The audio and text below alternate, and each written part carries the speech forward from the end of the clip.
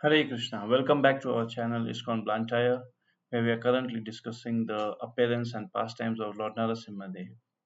So far, from the 8th chapter of the 7th canto, Narasimhadeva has appeared to protect his devotee. He has killed Hiranyakasipu.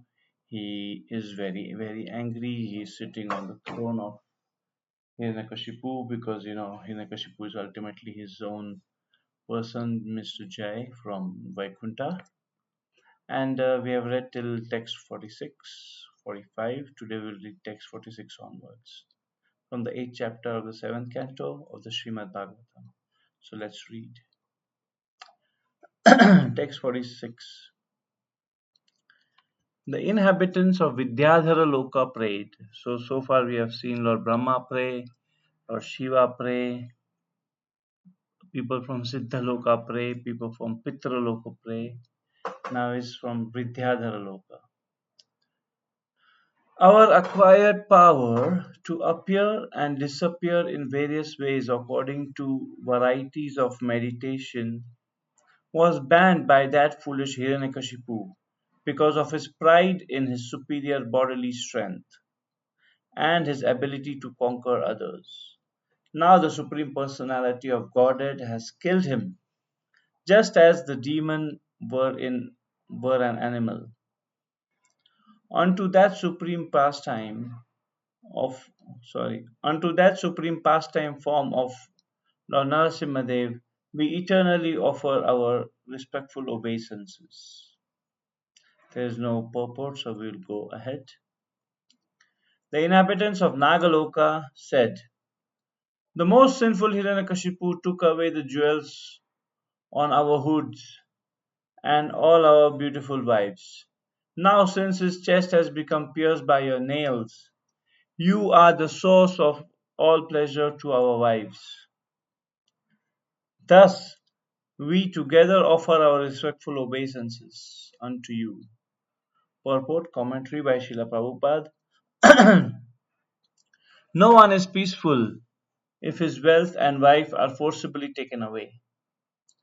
All the inhabitants of Nagaloka, which is situated below the earthly planetary system, were in great anxiety because their wealth had been stolen and their wives been kidnapped by Hiranyakashipu. Now, Hiranyakashipu having been killed, their wealth and wives were returned, and their wives were satisfied. The inhabitants of various lokas or planets offered their respectful obeisances unto the Supreme Lord or unto the Lord because they were relieved by the death of Hiranyakashipu. Disturbances similar to those created by Hiranyakashipu are now taking place all over the world because of the demoniac governments. Yes, Prabhupada is again mentioning demoniac governments.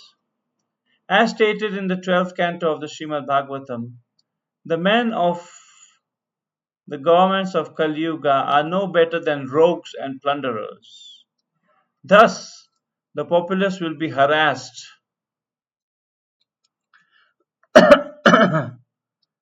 Thus, the populace will be harassed on one side by scarcity of food and another by heavy taxation by the government. In other words, the people in most parts of the world in this age are harassed by the ruling principles of Hiranyakashipu. Yes, we are seeing clearly how the government is very painful these days, especially with the war going on. Everything has become expensive. No government has any, you know, power to change that because the war is happening somewhere else, not even in their country. But still, they are being, harassed, and because they are being harassed, we are being harassed. Everything is becoming expensive. There's petrol prices rising all over the world. Gas prices are rising all over the world. We see here in India that there are long, long queues or lines to just obtain gas, which was like an everyday thing. It's a regular thing. It's not like like gold, which is once in a while people are going to use it. This is a regular thing of usage, but like how it is said in the 12th canto, Prabhupada is quoting from the 12th canto, the government these days will be demoniac, and they will charge us, or they'll make the people under them suffer by scarcity of food, and whatever is around it, like gas and this and that, and rising taxes. We always see that every other budget comes out, and the tax has never gone down, it has always gone up. So they're getting money, but we don't know what's happening with our money. So anyways, we also hear from many rich people, only rich people say this: money is not everything. Because they have enough money, that's why they can say that. A poor man can't say, oh, money is not everything. But he has to eat. For eating you need money. For water, even to water coming from the tap, you need money.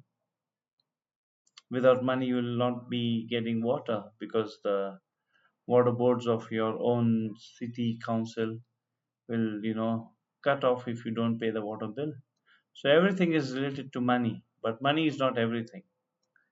It just means that money is not everything if you are dependent on God. I stay in the temple and I can say that money is not everything, because people are giving donations for the temple and temple is running. I just have to continue doing my service to Krishna and the temple will run, I will be taken care of. So money is not everything when we are totally surrendered to God, or we have a lot of money. Or else money is technically everything, because you can't even buy food and eat food without money. So money is not everything for people who are surrendered to God, knowing that God will take care of them. Or you have to make your own money, work hard like a donkey. One of my spiritual masters, His Holiness Bhaktivika Swami, said in one of his talks in 2006 7 sometime. I was live present in that talk, and he was saying it is an understatement, it is an insult to the donkey when we say that such and such man is working harder than a donkey, because even donkey doesn't work that hard. We don't see donkey working like 24/7, 24/7 in the sense I'm saying he just works, he carries the load, he drops off the load, and he's just sitting there for the next load, and whenever it happens. But we, as human beings, we have our 9 hours of office shift, and then we take that tension home. We are always thinking, okay, tomorrow I'm going to go to office, I'm going to do this, I'm going to tell that guy that you are wrong and this and that. So we are it's like we are working 24/7. Is we are working now, and then when we go home, we are still working in our brains, trying to set things right and prove yourself right.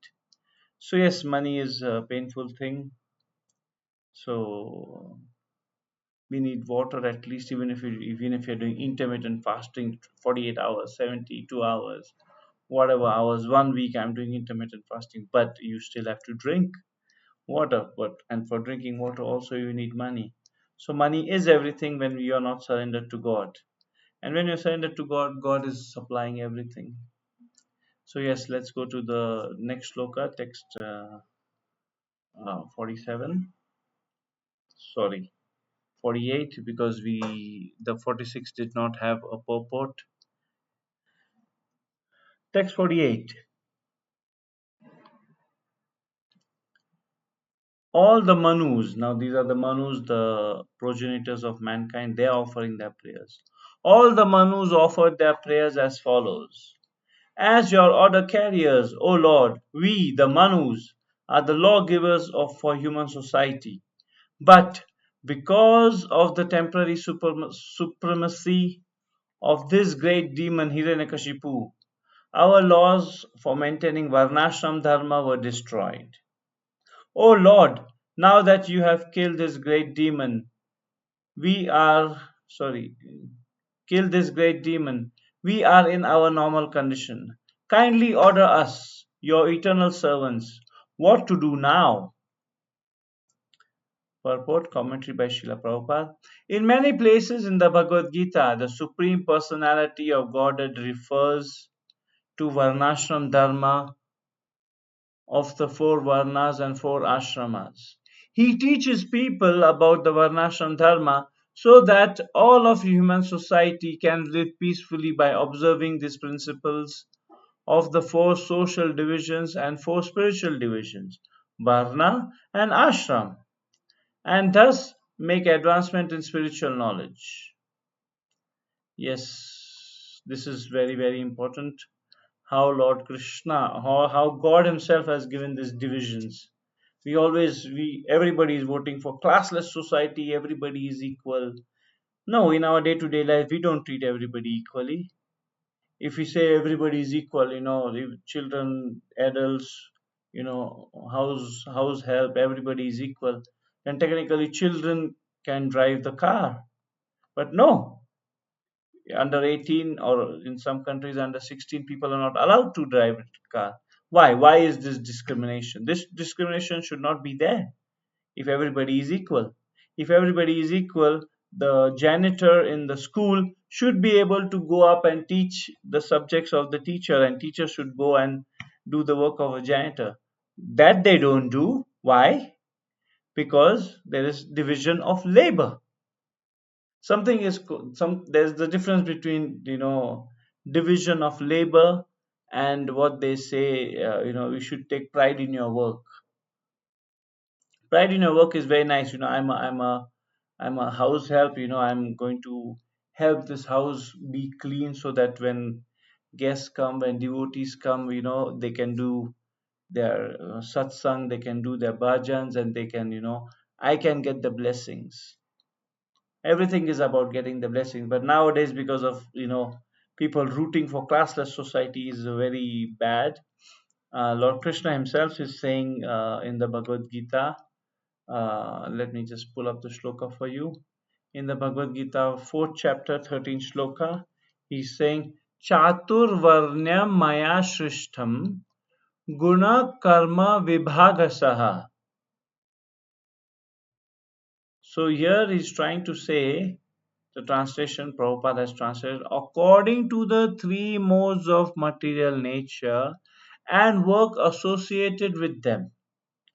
The four divisions of human society are created by me. And although I am the creator of the system, you should know that I am yet the non-doer, being unchangeable. In simple terms, Chatur Varna Maya system, that this four varnas and four ashramas are given by the Lord Himself.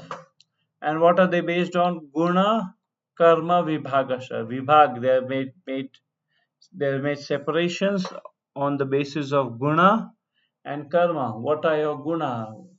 I am in the mode of passion, so I like creating things and doing things so I can make stuff. And karma, according to what I am doing currently. If I am good at teaching, oops, again forgot to show the shloka. Let me just go back. This is Chatur Varnya Maya Shishtam Guna Karma Vibhagasa. According to the Chaturvarna, the four Varnas and four Ashramas, Maya system, they are created by the Lord Himself on the basis of Guna and Karma, not on the basis of birth. Oh, I am born in the family of the priest, so I am going to be a priest. So technically, I am born in the family of a doctor. I'm going to be a doctor. I don't need to take the education. No, on Guna and Karma, you should be having that qualities of doing that, and you should be uh, qualified enough to do that. So it's not haphazard that everybody is equal. No, everybody is not equal. Everybody is superior in their own strength. Like I'm sickly. I got spine issues, I got back issues. So if I'm going to go and compete in weightlifting competition and say no, everybody is equal, I also should win, that will be a stupidity. So yes, the Lord has made this according to the different qualities and different qualifications. Now let's read ahead in the same purport. The Manus compiled the Manu Samhita. The word Samhita means Vedic knowledge, and Manu indicates that this knowledge is given by Manu. The Manus are sometimes the incarnations of the Supreme Lord and sometimes empowered living entities. Formerly, many long years ago, Lord Krishna instructed the sun god. The Manus are generally the sons of the sun god. Therefore, while speaking to Arjuna about the importance of Bhagavad Gita, Krishna said, Imam vivasvate yogam proktavan aham avyayam vivasvan manave praha. This instruction was given to Vivasvan, the sun god, who in turn instructed his son Manu. What a break.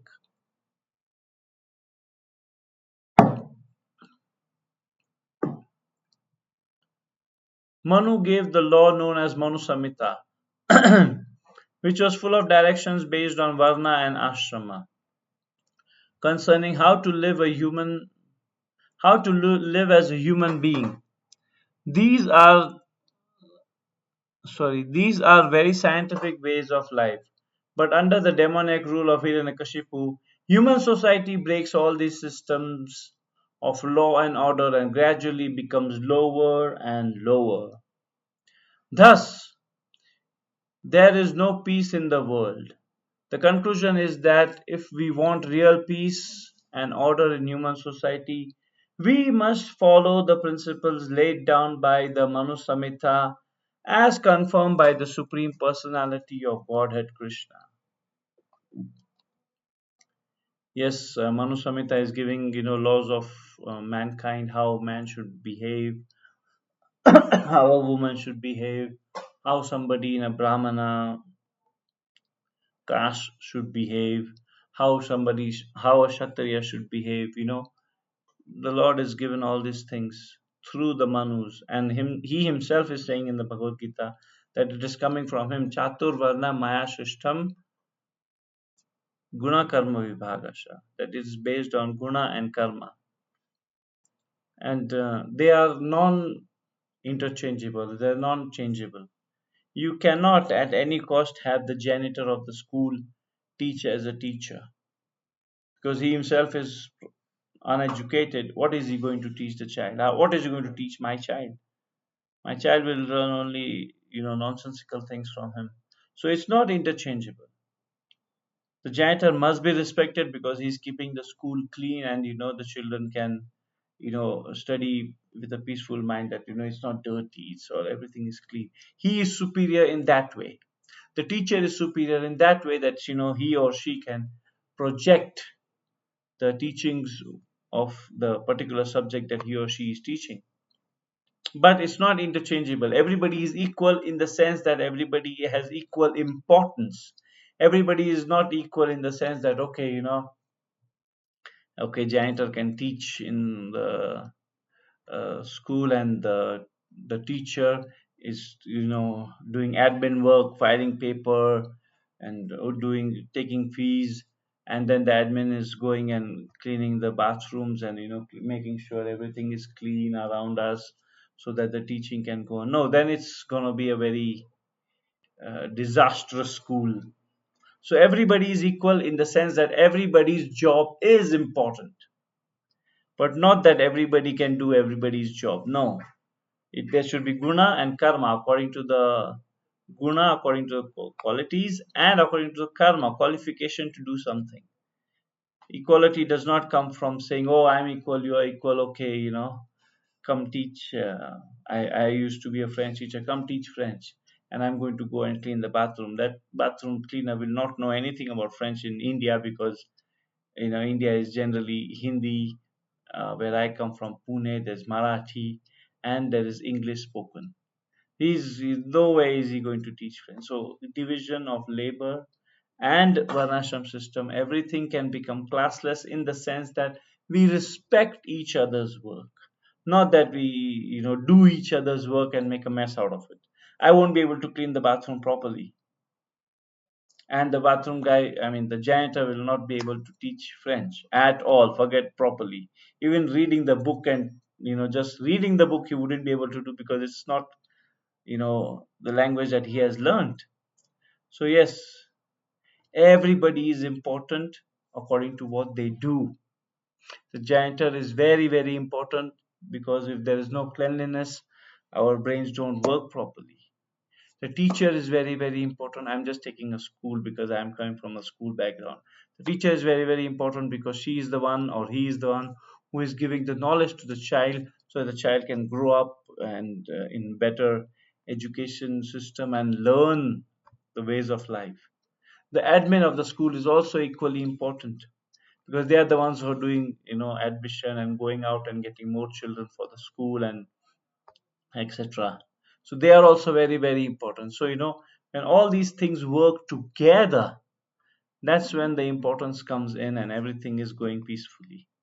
Not that everybody is equal, so everybody can do everybody's job. That's really not possible.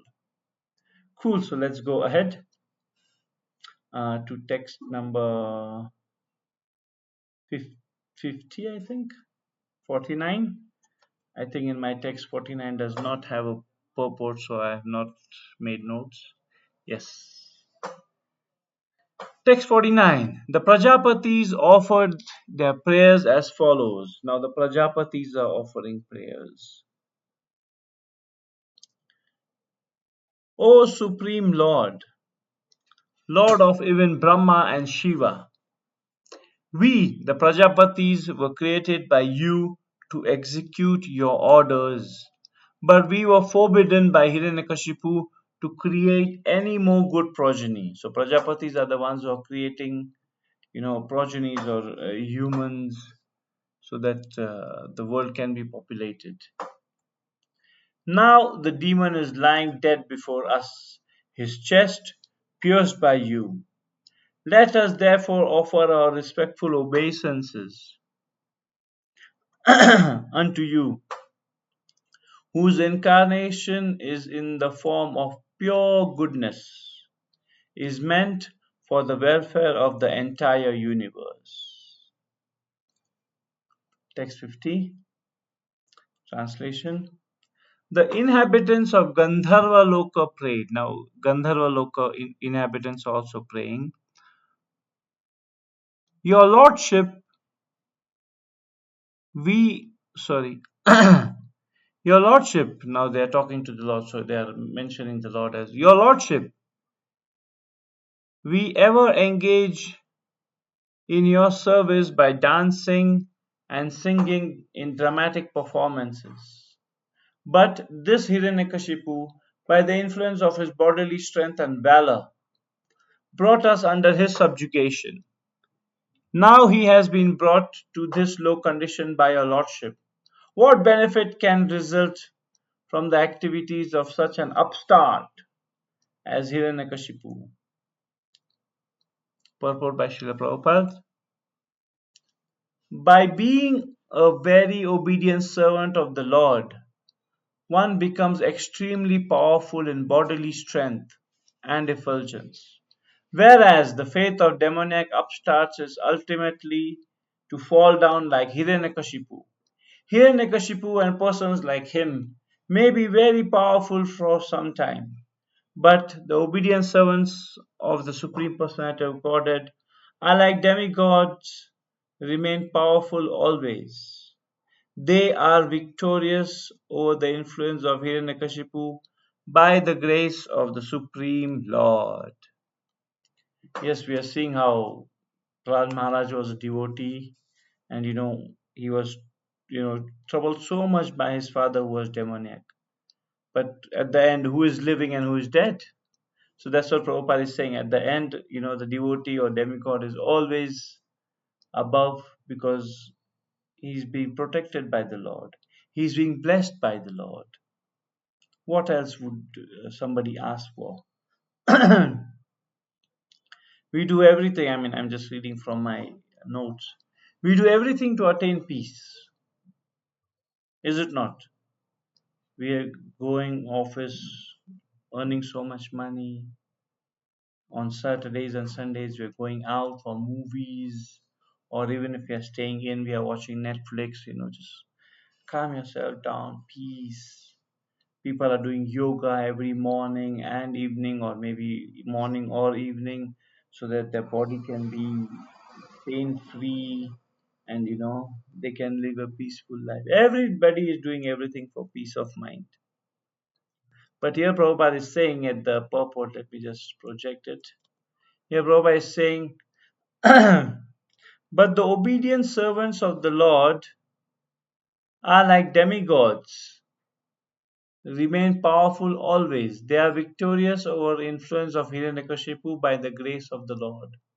So when the devotee is always protected by the Lord, he's been supplied everything by the Lord, then peace comes not automatically. He doesn't have to work, he doesn't have to sit in meditation to be peaceful. He is peaceful knowing that, my Supreme Lord, my Father, is going to take care of me. Just like Prahlad Maharaj, we saw how Prahlad Maharaj was, troubled by his own father.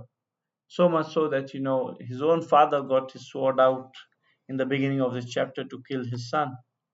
But Prahlad Maharaj was peaceful, knowing that the Lord will protect me. In this regard, let me just show you a verse from the Bhagavad Gita, which says something similar. It is Bhagavad Gita, chapter 5, last text of that chapter, 29. Bhoktaram yagyatapasam sarvaloka maheshwaram suridham sarvabhutanam gyatva shantim richati. Translation: a person in full consciousness of me, knowing me to be the ultimate beneficiary of all sacrifices and austerities, the supreme lord of all planets and demigods, and the benefactor and well-wisher of all living entities, attains peace from the pangs of material miseries. So we may do anything and everything, but to be peaceful, we should know that God will always take care of me. God is the one who is in control.